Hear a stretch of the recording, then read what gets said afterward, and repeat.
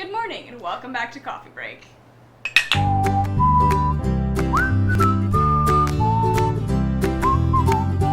We are doing another Day in the Life episode today, and we have a very special guest star.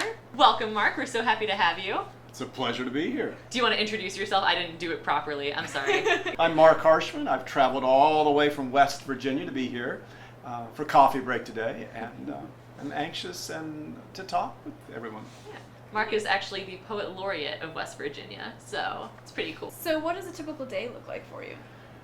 A good day is a day when I'm up early, and I like to work best in the morning. I get my best work done. Okay. So usually by 8 o'clock at least, I'm up in my study. And it seems as if I'm never spending enough time writing. A lot of that time is answering correspondence, figuring out a schedule, all those, the nitty-gritty that you don't see. But it is time at the desk from 8 until noon. I usually take a break, go off to the post office. And then the afternoon, if it's nice weather, I go outside, sit underneath a shade tree with a cup of tea or coffee, and I'm reading something. But whenever I'm reading, I always have my notebook on the other side of me, and I'm scribbling. And that's where a lot of stories come from. A lot of poems come from those scribbles. It's funny if someone will think, well, were you inspired by something? I don't know that's quite that obvious, but things will just spark in my mind when I'm reading something, and then the next thing I know, my hand's racing away. And it may, if you were to see what I had written down and look at the passage I had just read in a magazine or a novel, whatever, you'd say, well, how do you get from here to there? And I wouldn't be able to tell you any more than you would. But that is the pattern, and I love that afternoon writing time.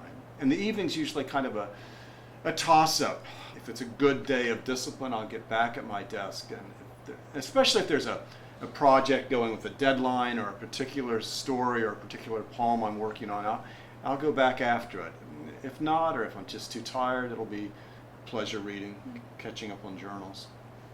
That sounds like a very lovely day. That sounds very idyllic. They don't all go that way. That's the idyllic day. That's right. That's right. So. Are there any aspects about being a writer that you find challenging?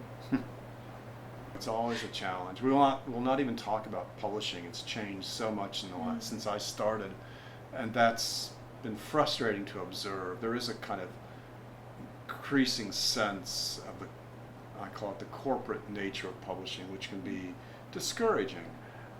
But the real challenges in my day-to-day life as a writer is simply getting up and doing the work, making myself work hard enough not to be lazy, not to be careless, not give up on a project, or at least be wise enough to know how to return to it and when to return to it. And you said publishing's getting more corporate. I hope that doesn't apply particularly to the present company, No. because we do have a book with Mark coming out in the spring. No, in fact, before we walked into the room, I was just saying how I love Erdman's. I mean, we've all had lunch together. It feels very much like a family place here, and that's not, I think, the case always. And it's also true, I said this to someone earlier, but I really do think that Erdman's publishing some of the finest children's books in America. Well, that has a lot to do with me. Well, no, so.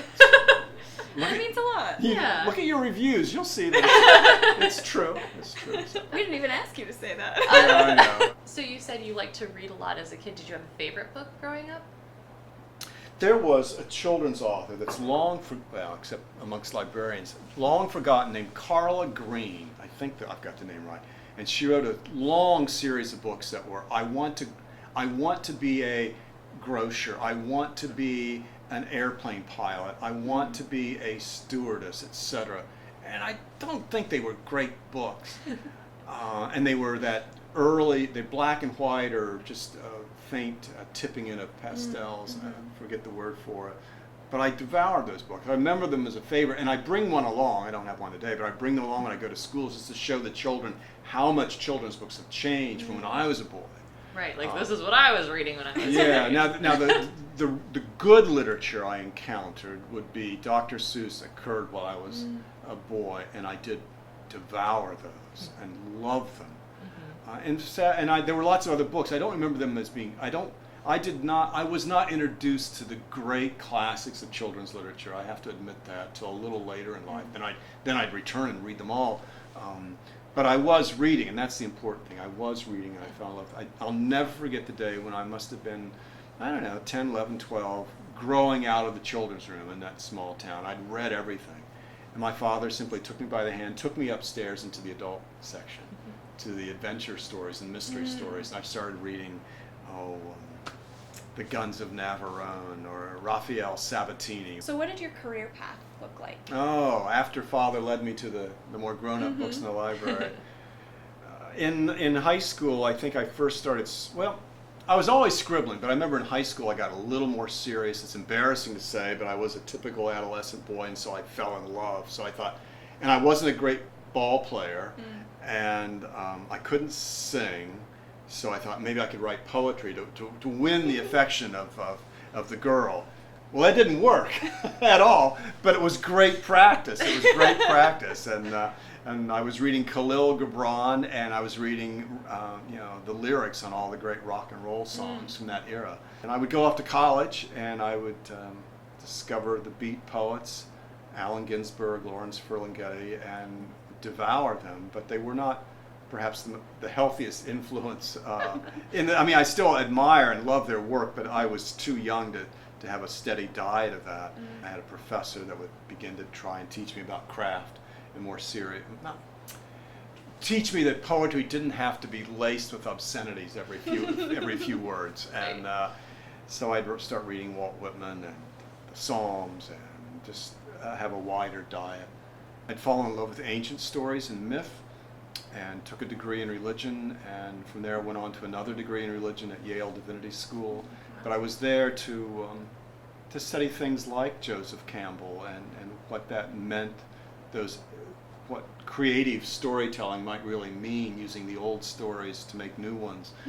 And somewhere in there, I realized that my career path wasn't going to be an academic. I wasn't going to be a professor, that I really just wanted to write. I entered a English program at the University of Pittsburgh and was just writing poetry nonstop. We'll keep going here. Another thing happens. The career path as a children's author happens in Pittsburgh. I'm doing this graduate degree in English, and my wife's at the library school, and she signs up for a class in storytelling. And I thought, wow, that sounds like way more fun than I'm having studying whatever it was that I had to study in the English graduate program. So a friend of mine and I lobbied our chair, and she relented and let us take a class in the library school called storytelling. And it was taught by Margaret Hodges, the grand old lady of storytelling in Pittsburgh, whose book, St. George and the Dragon, we all know, won the Caldecott with terrific illustrations by Trina Schardt-Hyman. Well, she was our teacher for storytelling. And we did every kind of storytelling you can imagine, stand-up and retellings, and we go into schools in the inner city and tell stories to little kids and churches and synagogues, and it was real practice. And I'll never forget, though, taking an old Scandinavian myth and retelling it for children. And Margaret wrote in the margin, she said, "Mark, have you ever thought of writing a children's book?" And for Margaret Hodges, that's amazing. Yes, that is so cool. And so I went home and I did. Wow. So there's different kinds of advice I can give. To children, I usually say simply, first and foremost, read everything. Read as much as you can, as often as you can, anything and everything. And then, yes, second, if you still want to, then write anything and everything as much as you can, as often as you can. But the reading comes first, especially if you're young. Because if you're young, the writing can be a real challenge for some kids, and that skill may not happen. And I know that skill does not happen at the same time for everybody. So I want them to feel as if they're a successful reader first, and I trust that the writing will come if it's meant to be. So what do you give to adults who want to become writers? Don't have a thin skin. Rejection is the name of the game, and it's okay. It's the rare writer that hasn't experienced a lot of, quote, rejection. And rejection just usually means, look, you got to work harder. And I think, certainly for myself, there's a real lazy streak in me, and I need to be reminded frequently that, okay, let's try this again, let's look at it again. Revision is really about re-seeing, looking again at that story, looking again at that poem, turning it upside down, putting it in the desk for 6 months. It's not the most precious object in the world, you know. And as you get older, that's easier to say, but I think it's important for any writer to hear that, especially one starting out. You know, you're going to make your mistakes. It's not going to happen tomorrow, but if you keep at it, if this really is your dream, and you keep at it, well, it'll work out. What career do you think you would have if you weren't a writer? Yes. I'm the only member of the 8th grade team to go scoreless the entire season, so I knew basketball was out. And I did. I mean, I wanted to be a rock and roll star. Here's real trivia, but I did take guitar lessons for a couple of months from a famous rock and roll star. Who? Rick Derringer, who you may not remember, but his song was Rock and Roll Hoochie Coo. But his earlier incarnation, when he was a boy in high school, his name was Rick Zeringer, and he and his brother and 2 other local boys had a band called the McCoys, who had a hit song in America called Hang On Sloopy. And Rick taught me to play guitar. That's really cool. Well, he taught me to strum a few chords. So I could sing a Bob Dylan song at camp, and it never went any further than that. So there's that career shot. So what are you reading right now then? you know, I was talking earlier, I was reading some fluff.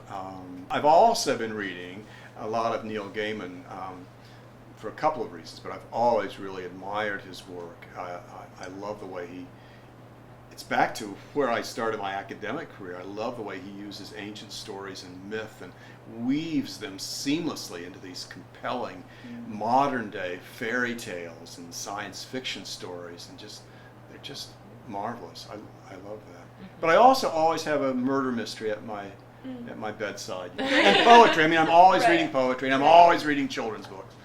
That kind of goes without saying. And that list's too long, so it's better I stick with novels where the list is shorter. Yeah. Finally, what question should we have asked but didn't? Oh, well, probably the rock and roll question. We got that one already accomplished, because that's usually a humorous one. You can ask me what I grow in my garden. Oh, you have a garden? I have a garden, even though I'm kind of in town, and West Virginia in town's never very far from the country. Right.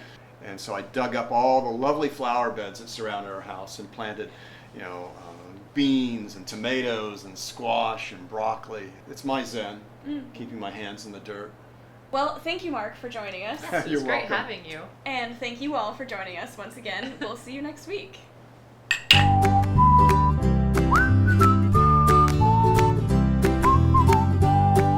look tilted to you? I don't know if the screen actually is, but... If we all lean the other direction, does it right? Right? Or does it right?